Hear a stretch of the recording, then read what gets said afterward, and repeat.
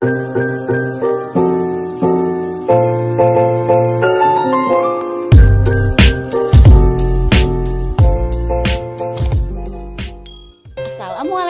warahmatullahi wabarakatuh.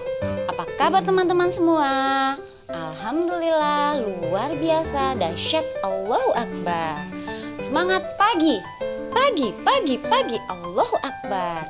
Kurang semangat ya, sekali lagi. Semangat pagi, pagi, Allahu Akbar. Alhamdulillah. Apa kabar teman-teman semua? Mudah-mudahan teman-teman semua selalu dalam keadaan sehat ya. Amin. Kali ini kita akan belajar tema 2, subtema 2, pembelajaran 1, muatan IPS. Teman-teman, materi kita hari ini adalah pemanfaatan sumber daya alam bagian 2. Jadi 2 minggu yang lalu kita sudah belajar tentang sumber daya alam dan pemanfaatannya. Nah, hari ini kita akan melanjutkan lagi pemanfaatan sumber daya alam yang bagian 2. Oke teman-teman, tujuan pembelajaran kita hari ini adalah menjelaskan sumber daya alam dan pemanfaatannya, terus kemudian membuat laporan hasil identifikasi mengenai sumber daya alam dan pemanfaatannya. Oke teman-teman, sebelumnya Bu Bilkis mau ngingetin nih, biar teman-teman lebih paham lagi dalam pembelajaran materi kita hari ini, siapkan buku tulis dan pulpennya ya. Jadi ketika Bu Bilkis sudah mulai memberi materi, teman-teman bisa mencatatnya di buku masing-masing. Oke?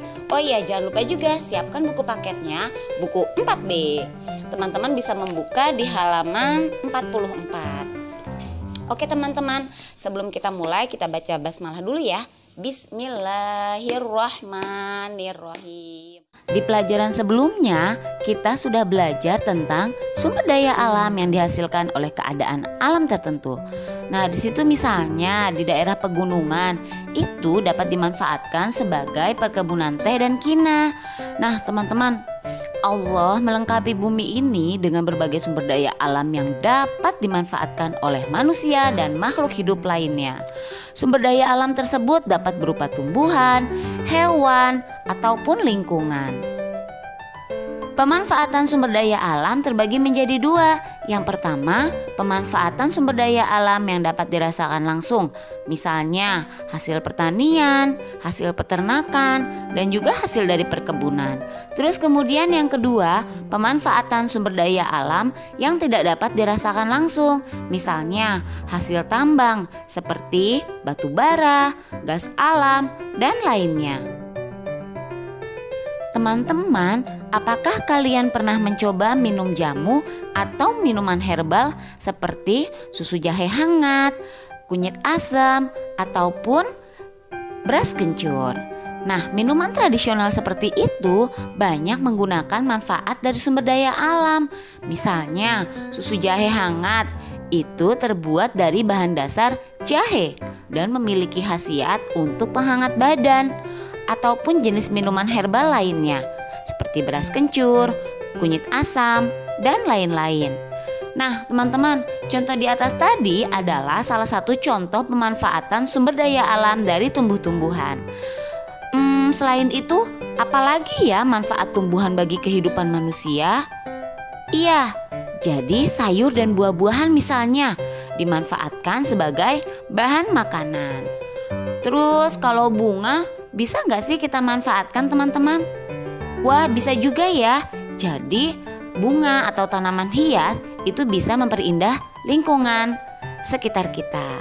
Atau misalnya tanaman rotan itu juga bisa digunakan sebagai perabot rumah. Nah, kalau sumber daya alam hewan itu apa saja sih yang bisa dimanfaatkan? Iya, jadi manfaat hewan itu juga banyak loh bagi kehidupan manusia.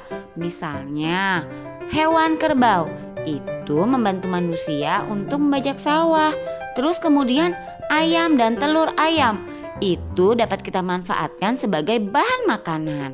Nah teman-teman, bisa juga nih ikan. Ikan itu mengandung protein yang sangat tinggi yang baik untuk teman-teman. Tahukah kamu Indonesia merupakan negara yang sebagian besar wilayahnya itu terdiri atas perairan. Oleh karena itu Indonesia disebut sebagai negara maritim.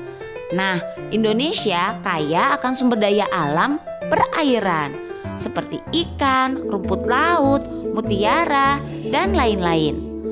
Teman-teman, pemandangan bawah laut perairan Indonesia itu sangat indah dan sudah diakui oleh dunia loh. Oleh karena itu, banyak sekali turis mancanegara yang mengunjungi Indonesia untuk menyaksikan keindahan alam bawah lautnya. Salah satunya nih, contohnya adalah Taman Laut Bunaken di Manado. Selain memanfaatkannya, kita pun harus turut menjaganya ya, agar kelestarian lingkungan selalu terjaga dengan baik.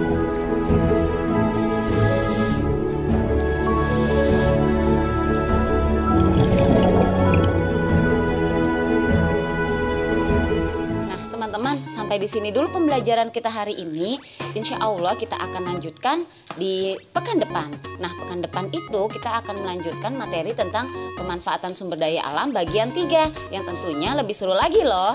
Oke teman-teman, Bu Bilkis mau ngingetin nih, besok hari Rabu tanggal 2 September 2020 akan ada kuis interaktif.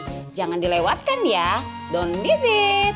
Oke teman-teman, mari kita tutup pembelajaran kita hari ini dengan membaca hamdalah. Alhamdulillahirabbil alamin. Sebelum ditutup, Bu Bilkis punya pantun nih. Pak Wawan makan tomat, tiba-tiba ada kucing lewat. Hey everyone, tetap semangat dan selalu sehat. Wassalamualaikum warahmatullahi wabarakatuh. Dadah.